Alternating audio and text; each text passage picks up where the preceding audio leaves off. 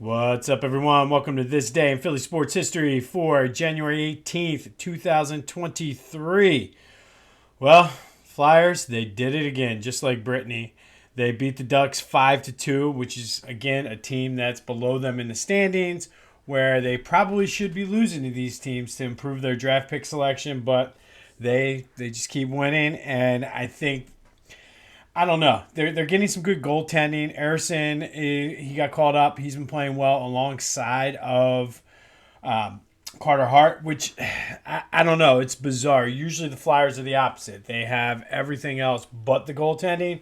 Now they got the goaltending, and obviously they're scoring some goals, but I just don't think, as they're constructed, they're going to go. I mean, even if they would make it to the playoffs, do they win a round? Maybe.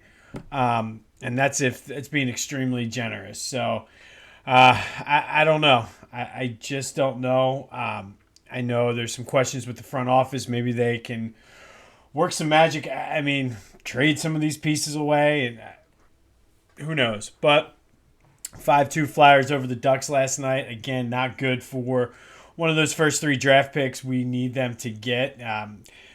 They were heading in the right direction there for a little bit. Now they're going back the other way. So we shall see. Sixers won again. They're 3-0 now on their West Coast trip, 120-110 over the Clippers.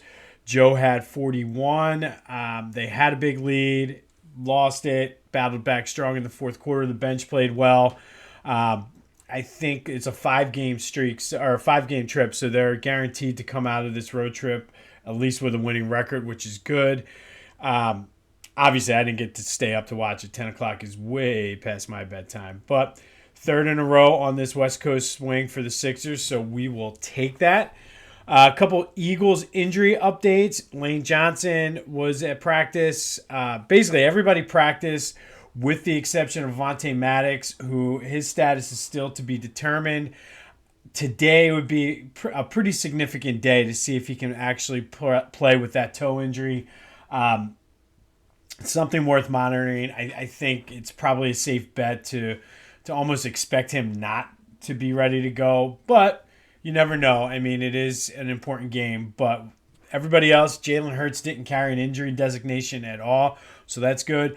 And I did want to mention, and I'm confused by this, so maybe somebody can help me out, and if there are any Giants fans listening, let me know. And maybe I'm reading it out of context, but I think what happened was somebody had asked Sirianni about prepping for the Giants game or watching the Giants game last week, and somehow it came up that he was like, oh, yeah, we ordered pizza and Pizza Hut pizza, and we watched the game. He wanted stuffed crust or whatever.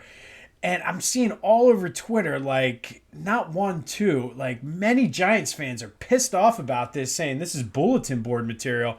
And I'm not really sure why.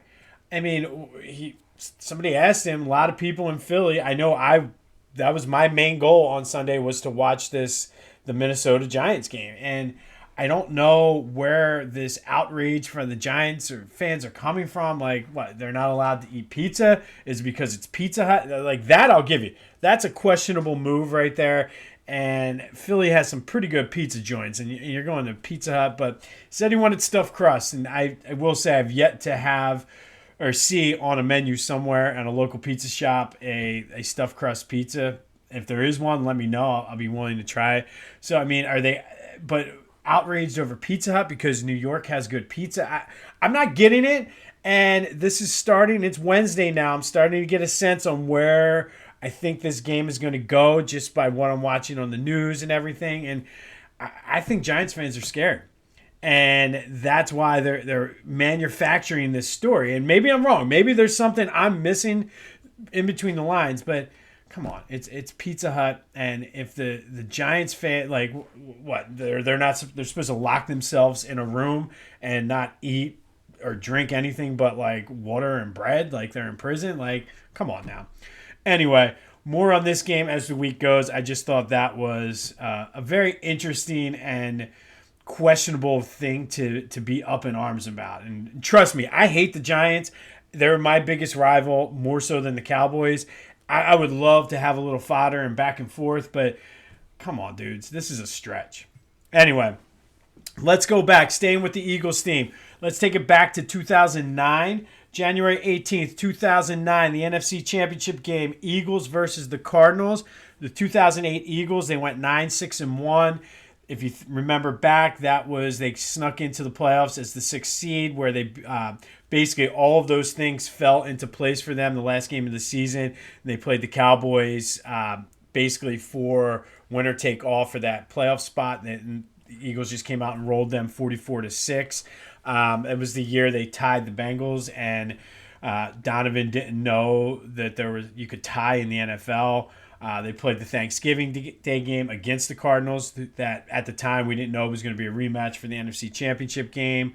I didn't realize this. The 2008 Eagles are the team that is the focus of the movie Silver Linings Playbook. I know that the book apparently follows the 2006 team, but the movie itself was based around the 2008 season, which is pretty cool.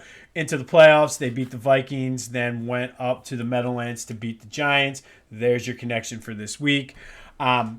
Also, it was the first time that I took my wife now out to meet my parents, which we had already had planned before the Eagles unexpectedly made the NFC Championship game, and we kept the plans, and it was a big risk on my part, knowing how I am and the fact that it was the NFC Championship game, but everything went well.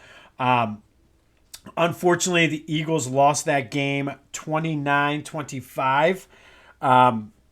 And basically, the beginning of that game just was all out of control. It was all Cardinals. The defense couldn't stop anybody. Our offense couldn't score. So they were down 24-6 at halftime. And then magically, Donovan got it together, led the comeback. And at one point, the Eagles early in the fourth quarter, I should say, did take the lead 25-24. But that was all she wrote. Kurt Warner and Larry Fitzgerald completely just turned it on then, and they couldn't stop it.